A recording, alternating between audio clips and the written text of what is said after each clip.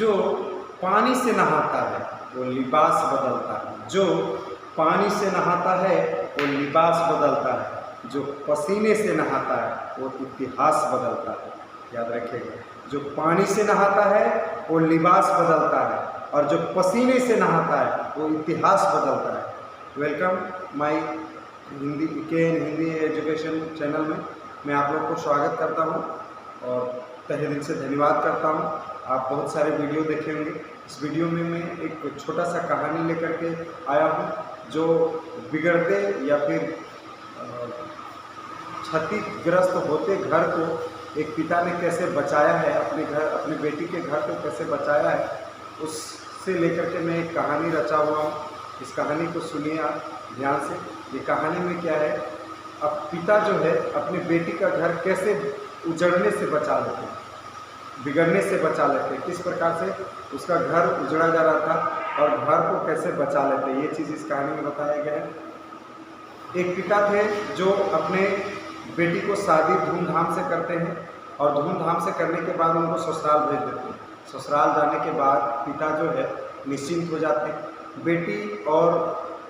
बेटी उनकी हस्बैंड, उनकी सासू माँ एक साथ तीनों रह रहे हैं। तीनों साथ में रह करके क्या करते हैं कि अपने घर के सारे मेंबर्स काम वगैरह ठीक ढंग से चलाते हैं, चलता भी है, घर वगैरह अच्छा से चलता है। दोनों सासू माँ और पुतोहू का दोनों का रिलेशन भी अच्छा था, काफ़ी दिन तक चला रिलेशन, अच्छे ढंग से चलता रहा। चलते चलते काफ़ी दिन गुजर गया। गुजरने के बाद कुछ सासू माँ और पुतोहू के बीच में अनबन होने लगी, काफ़ी अनबन होने लगा। अनबन होने के बाद दोनों में इतना अनबन हो गया कि दोनों एक दूसरे को पसंद नहीं करने लगे। ये सोचने लगे कि या तो इस घर में ये रहेगी या तो मैं रहूँगी। उसकी बहू जो है और क्रोधित हो गई और सोचने लगी कि मैं सासू माँ को मार के रहूँगी, इस घर में रहूँगी, या तो वो रहेगी या तो मैं रहूँगी। ये बुढ़ी है तो मैं उसे मार दूँगी। ये सोच कर के ये पूरा क्रिया जो है अपने मायके आई और मायके में अपने पिताजी को सारा हाल सुनाई कि पिताजी, उस घर में मैं या तो वो बुढ़िया रहेगी या तो मैं रहूँगी, मैं उस घर में नहीं रहूँगी क्योंकि वो बुढ़िया ठीक नहीं है। तो पिताजी बोले क्या हुआ? बोला नहीं, मुझे उससे पटरी नहीं खाता, मैं उसके साथ नहीं रहूँगी, अब मैं अपने हस्बैंड के साथ रहूँगी। अब ये सब क्रिया सुन करके बूढ़ा बाप ने सोचा कि अब क्या किया जाए, ये उसके बिना रह नहीं सकती, वो तो उससे अलग करके ही रहेगी, मार के ही रहेगी, अब क्या करें। पिताजी ने एक अच्छा हल निकाला। हल क्या निकाला? बोला एक दवाई दिया बेटी को, बोला बेटी तुम इसे खिलाते रहो, लगभग 6 महीना तक खिलाओ। 6 महीना खिलाने के बाद तुम्हारी जो सासू माँ है वो अपने आप गुजर जाएगी। इसलिए 6 महीना आप उसे किसी तरह से खिलाते रहिए, खिलाने के बाद वो सासू माँ अपने आप गुजर जाएगी। लेकिन खिलाते वक्त एक ध्यान रखना। क्या ध्यान रखना? कि जब भी आप उसे खिलाओगे ये दवा, उसके पैर, हाथ, थोड़ा शरीर में तेल लगा देना। उससे क्या होगा, वो कुछ दिन में तो मर जाएगी, लेकिन कम से कम मरेगी उस समय वो कम से कम नाम लेगी कि मेरा पैर दबाते हुए मरा तो मरा, लेकिन मेरा पैर दबा दिए बेचारे, हाथ पैर सब सेवा की। ये सोच करके अब बेटी सोचे मर तो जाएगी ना? बोले हाँ एकदम श्योर है मर जाएगी। बेटी दवा ली, चली गई ससुराल। ससुराल में जाने के बाद फर्स्ट दिन हुआ, माँ अपनी सासू माँ को वो दवा देती है, चावल भात के साथ, जो खाना के साथ था वो दवा देती है। वो दवा देने के बाद उसकी सासू माँ जान भी नहीं रही है कि हम मर जाएंगे। सासू माँ को दवा खिलाने के बाद उसके पैर, हाथ में सभी जगह तेल मालिश करती है, अच्छा से सेवा करती है। दूसरा दिन भी वही करती है।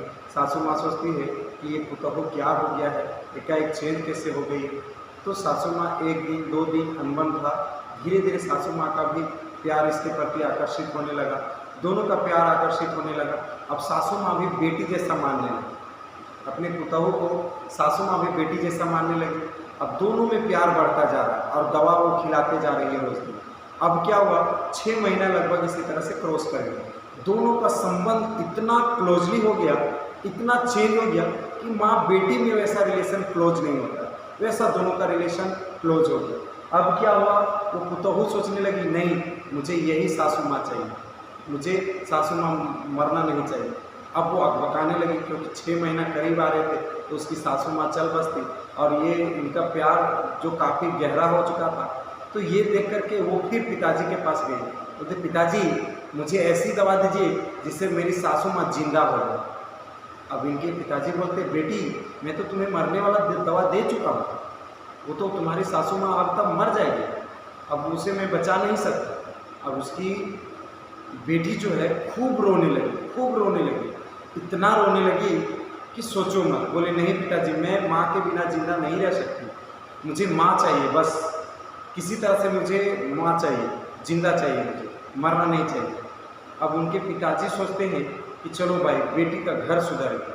अब बेटी को रोता देख करके चुप कराते हैं, और चुप कराने के बाद बोलते हैं बेटी मैंने तो तुम्हें कोई मरने वाला दवा दिया ही नहीं था, मैंने तो तुम्हें ऐसा दवा दिया था जो तुम्हारी माँ को पाचक क्रिया में काम आ सके, ताकि वो शरीर उसका वृद्ध हो गया है तो पाचन करने में दिक्कत होगा, इसीलिए मैं उसे पाचन की दवा दी और तुम इसी तरह से खिलाते रहे। और मैं तुम्हें एक बात बताई थी कि जब ये दवा खिलाओगी तो उसके पैर हाथ शरीर में तेल मालिश करना।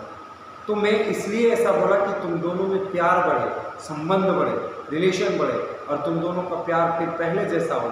इसीलिए तुम्हारी सासू माँ मरेगी नहीं, तुम्हारी सासू माँ ठीक है, इसलिए तुम्हें चिंता करने की ज़रूरत नहीं है। देखिए जब भी कभी कोई घर उस स्थिति में आता है बिछुड़ने या बिगड़ने की स्थिति में, अलग होने की स्थिति में, तो बड़ों की अहम भूमिका होती है, बड़ों के अनुभव अलग होता है। इसलिए हम बड़ों की बात को टाल नहीं सकते, चाहे वो माता पिता हो, चाहे वो भाई हो, चाहे वो शिक्षक हो, चाहे जो भी हो। उनके कहना को हमें लक्ष्मण रेखा मानना चाहिए। जो व्यक्ति, जो मनुष्य, जो बच्चा माँ बाप के कहना को, शिक्षक के कहना को नहीं मानता है, वो आगे चल करके बहुत उसको भुक्तभोगी करना पड़ता है। इसलिए जब भी कोई माँ बाप, शिक्षक, कोई भी आपको ऐसा कोई बात बतला रहा हो या डायरेक्शन आपको बतला रहा हो, उसकी बातों को गहन अध्ययन कीजिए। उससे क्या होगा, आपका भविष्य निर्माण होगा, भविष्य चमत्कार होगा। इस कहानी में देखिए अपने पिताजी ने अपने अनुभव के साथ अपने बेटी को भी एक नज़रिए से ठीक कर दिया, और उसकी सासू माँ भी ठीक हो गई, दोनों का रिलेशन ठीक हो गया। इस कहानी में देखिए कैसे अपने सासू माँ को कैसे वो परिवर्तन कर, अपनी बेटी को और सासू माँ को रिलेशन को फिर से लाने के लिए कैसे परिवर्तन करते हैं एक बुजुर्ग व्यक्ति। तो बुजुर्ग व्यक्ति में बहुत सारे अनुभव होते हैं, इसलिए उनके बातों को हमें टालना बिल्कुल नहीं चाहिए। मेरे इस वीडियो को लास्ट तक देखने के लिए धन्यवाद, थैंक यू। लास्ट तक देखें और इसे शेयर करें, अपने दोस्तों तक लाइक करें, कमेंट करें, और भी ऐसे ऐसे वीडियो पाने के लिए मुझे ज़रूर उत्साहित करें, ताकि मैं आपको ऐसे ऐसे वीडियो देता रहूं।